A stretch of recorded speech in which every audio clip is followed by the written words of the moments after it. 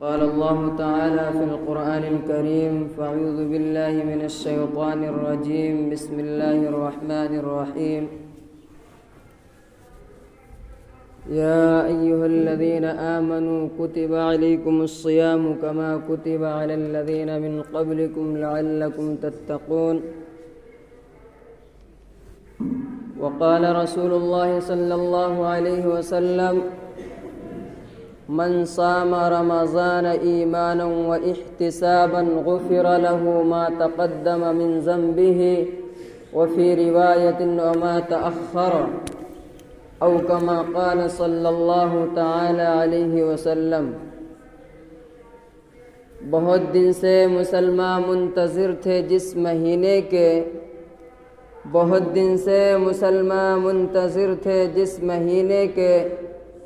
بڑی عظمت بڑی شوکت سے اور رمضان آ پہنچا۔ میرے بھائیوں، میں نے آپ حضرات کے سامنے قرآن کریم کی ایک آیت کی تلاوت کی ہے۔ یا ایھا الذین آمنوا، اے ایمان والو، کتب علیکم الصیام، تم پر روزے فرض کیے گئے ہیں، کما کتب علی الذین من قبلکم لعلکم تتقون، جس طرح تم سے پہلی امتوں پر فرض کیے گئے تھے تاکہ تم متقی اور پرہیزگار بن جاؤ۔ رمضان المبارک کا مہینہ اسلامی کیلنڈر کے اعتبار سے بہت ہی مشہور و معروف مہینہ ہے،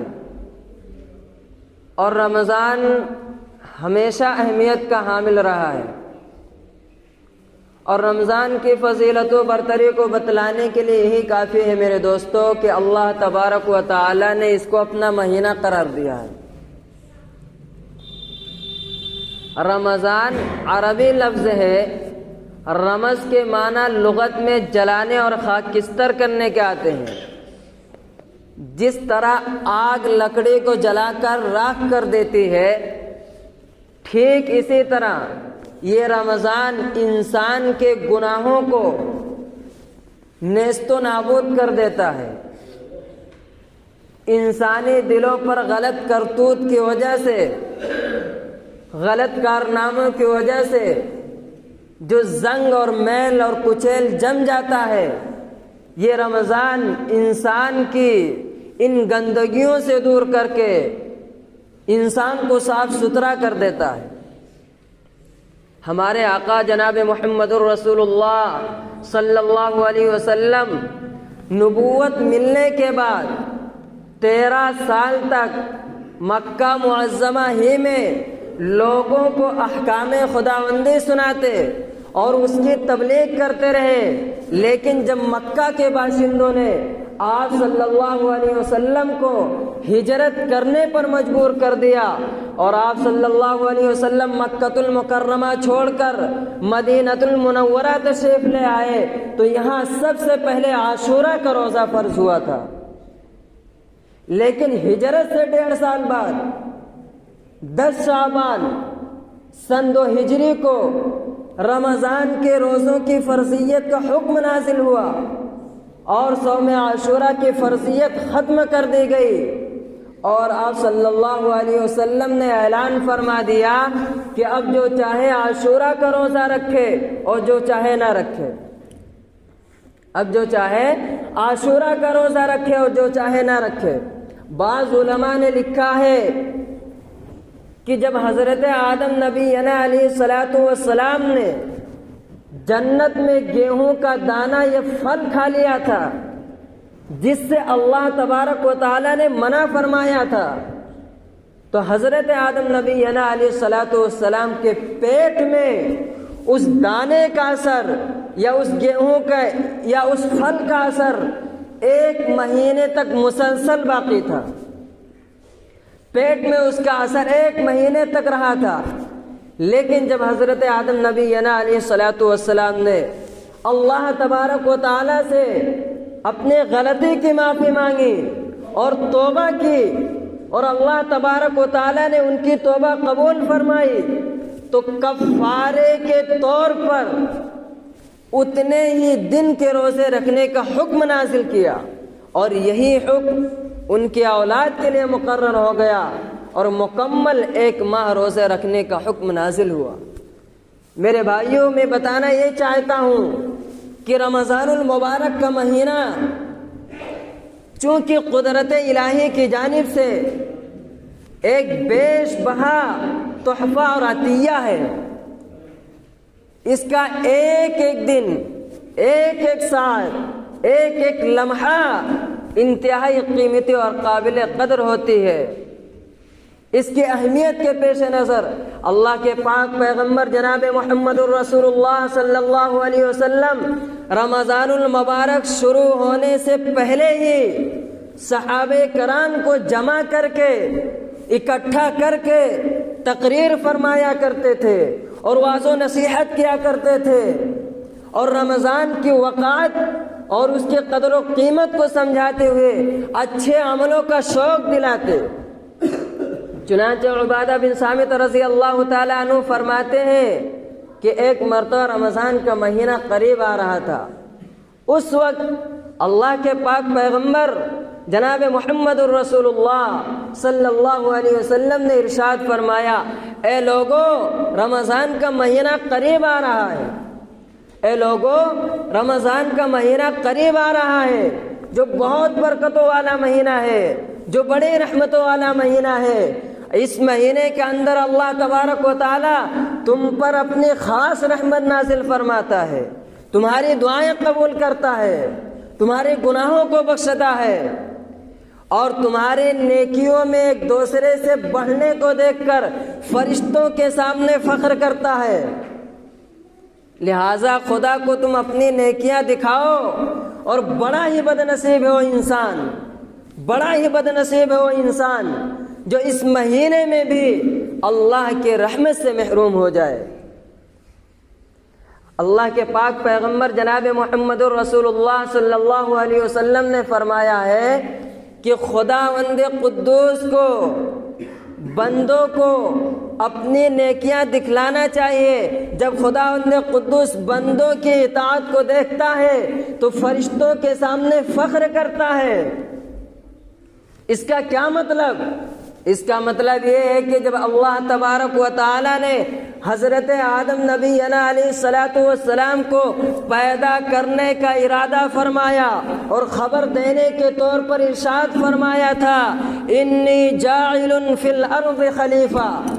کہ میں زمین پر اپنا نائب پیدا کرنا چاہتا ہوں، تمہاری کیا رائے ہے؟ اور میرے بھائیوں، اللہ تبارک و تعالی نے پہاڑوں کو پیدا کیا تو کسی سے رائے مشورہ نہیں لیا، زمین کو بنایا تو کسی سے رائے مشورہ نہیں لیا، سمندر کو بنایا، سمندر کی جتنی مخلوقات ہیں، مچھلیوں کو بنایا، جانوروں کو بنایا، جتنے بھی ساری چیزیں دنیا کے اندر اللہ تبارک و تعالی نے وجود بخشا، کسی سے اس کا ارادہ نہیں کیا، نہ کسی سے رائے مشورہ لیا، لیکن اللہ تبارک و تعالی نے جب حضرت انسان کو پیدا کرنا چاہا تو اللہ تبارک و تعالی نے فرشتوں کو اکٹھا کر کر کہا تھا، انی جاعل فی الارض خلیفہ، کہ میں زمین پر اپنا نائب پیدا کرنا چاہتا ہوں، تمہاری کیا رائے ہے؟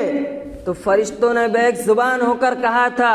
اتجعل فیہا من یفسد فیہا ویسفک الدماء، اے ہمارے رب، اے ہمارے پروردگار،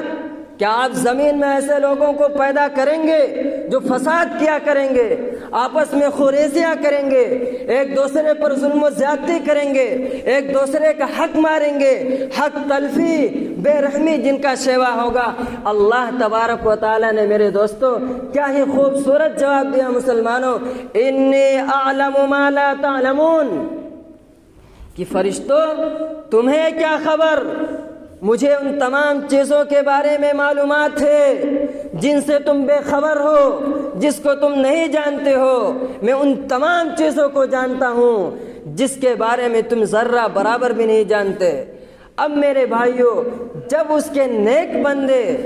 خدا کی اطاعت کرتے ہیں، اس کی عبادت کرتے ہیں، اس کے حکموں کو مان کر چلتے ہیں، اس کے بتائے ہوئے اصولوں پر چلتے ہیں، اس کے پاک پیغمبر جناب محمد الرسول اللہ صلی اللہ علیہ وسلم کے شریعت کو اپناتے ہیں، وہی اللہ جس نے فرشتوں کے سامنے گواہ بنا کر کہا تھا کہ میں زمین پر اپنا نائب پیدا کرنا چاہتا ہوں، تمہاری کیا رائے ہے؟ فرشتوں نے بے ایک زبان ہو کر کہا تھا اللہ ایسی مخلوق کو کیوں پیدا کریں گے جو آپس میں خوریزیاں کریں گے؟ اللہ تبارک و تعالی فرشتوں سے کہتا کہ فرشتوں دیکھو یہ وہی آدم کے اولاد ہے جن کے بارے میں تم نے فساد اور خوریزی کا اندیشہ ظاہر کیا تھا۔ ذرا غور کیجئے کہ ہم تھوڑی سی نیکی کر کے اللہ کے نزدیک کتنے مقبول اور پیارے بن جاتے ہیں کہ اللہ تبارک و تعالی فرشتوں جیسے مقدس مخلوق کے سامنے ہمارا تذکرہ کر کے فخر کر رہا ہے۔ اگر ہمیں اپنی غفلت اور لاپرواہی میں لگ کر اطاعت و فرما برداری میں اپنی غفلت اور ہوشیاری سے کام لیا تو کتنا نقصان ہوگا، اور ہم کتنے قیمتی وقت کو ہم اپنے ہاتھوں سے کھو دیں گے۔ یہی وجہ ہے مسلمانوں کہ اللہ کے پاک پیغمبر صلی اللہ علیہ وسلم نے فرمایا کہ بڑا ہی بد نصیب ہو انسان جو رمضان المبارک کا مہینہ پائے اور اپنی مغفرت نہ کروائے۔ رمضان کی فضیلت کے بارے میں بے شمار حدیث ہے، چنانچہ بخاری شریف کی ایک روایت ہے من صام رمضان ایمانا و احتسابا غفر له ما تقدم من ذنبه وفي روایت وما تأخر، جس نے ایمان کے ساتھ ثواب کی نیت سے رمضان المبارک کے روزے رکھے تو اس کے اگلے اور پچھلے تمام گناہ معاف کر دیے جاتے ہیں، تو اس کے پچھلے تمام گناہ معاف کیے جاتے ہیں، اور ایک روایت کے مطابق اس کے اگلے بھی گناہ معاف کر دیے جاتے ہیں۔ یہ اتنی بڑی فضیلت ہے مسلمانوں، بہت کم کسی عمل پر اس کی خوشخبری سنائی گئی ہے۔ پچھلے گناہوں کی تو معافی عقل تسلیم کر سکتی ہے کہ میں نے فلاں مہینے میں فلاں دن میں یا فلاں گھنٹے میں فلاں سیکنڈ میں یہ گناہ ہم نے کیا، لیکن نہ کردہ گناہوں پر، نہ کیے ہوئے گناہوں پر مغفرت کے عظیم الشان اعلان دل کو کھٹکتا ہے، دل میں ایک شبہ پیدا ہوتا ہے کہ ابھی میں نے جو گناہ نہیں کیا اس کی بھی مغفرت کا وعدہ ہے۔ میرے بھائیو، حدیث میں ہمیں یہ بتلایا جا رہا ہے کہ ایسے شخص کو گناہوں سے بچنے کی توفیق مل جاتی ہے، اور گناہوں سے بچنے کی توفیق کا عطا ہونا مغفرت ہی کا درجہ رکھتا ہے، لہذا ہم اس توفیق کو بھی مغفرت کی برابری کا درجہ دے سکتے ہیں۔ اسی طرح اللہ کے پاک پیغمبر صلی اللہ علیہ وسلم نے ارشاد فرمایا، اس ماہ کی فضیلت بیان کرتے ہوئے فرمایا سید الشہور رمضان، تمام مہینوں کا سردار رمضان المبارک کا مہینہ ہے، کیونکہ ماہ رمضان اتنی خصوصیات کا حامل ہے جس سے یقیناً دوسرے مہینے عاری ہیں۔ شب قدر جس کو قرآن نے خیر من الف شہر کہا، وہ اسی کے گود میں پایا جاتا ہے۔ کتاب مقدس کا نزول سمائے دنیا پر اسی ماہ میں ہوا، ثواب کی کثرت، مبتلا عذاب کی خلاصی، شیطانوں پر پابندی اور توفیق و اطاعت جیسی نعمتوں کا نزول رمضان کی سیادت کے لیے یہ کافی ہے۔ رمضان کے دنوں میں معمولی نیکی بھی اللہ کے نزدیک بے انتہا قابل قدر ہوتی ہے، چھوٹی عبادت بھی بارگاہ الہی میں بے انتہا مقبول ہوتی ہے۔ ان دنوں میں مسلمانوں کے لیے اٹھنا عبادت کے لیے، جاگنا، چلنا پھرنا، سونا، ہر ایک زیادتی ثواب کا باعث ہوتا ہے، اور ہر ایک کے بدلے اللہ تبارک و تعالی بے انتہا اجر و ثواب عطا فرماتے ہیں، یہاں تک کہ نفل نماز کا ثواب فرض کے برابر کر دیا جاتا ہے، اور فرض نماز کا ثواب 70 درجہ بڑھا دیا جاتا ہے۔ میرے بھائیو، اس روئے زمین پر جتنے انبیاء آئے، سارے انبیاء کی امتوں میں اللہ تبارک و تعالی نے رمضان کے روزے کو دیا، لیکن نفل نماز کا ثواب فرض کے برابر کر کے نہیں دیا، اور فرض نماز کا ثواب 70 درجہ بڑھا کر نہیں دیا۔ اگر یہ دیا ہے تو ہمیں اللہ کے نبی جناب محمد الرسول اللہ صلی اللہ علیہ وسلم کے صدقے ہمیں یہ ملا۔ اگر ہم چاہیں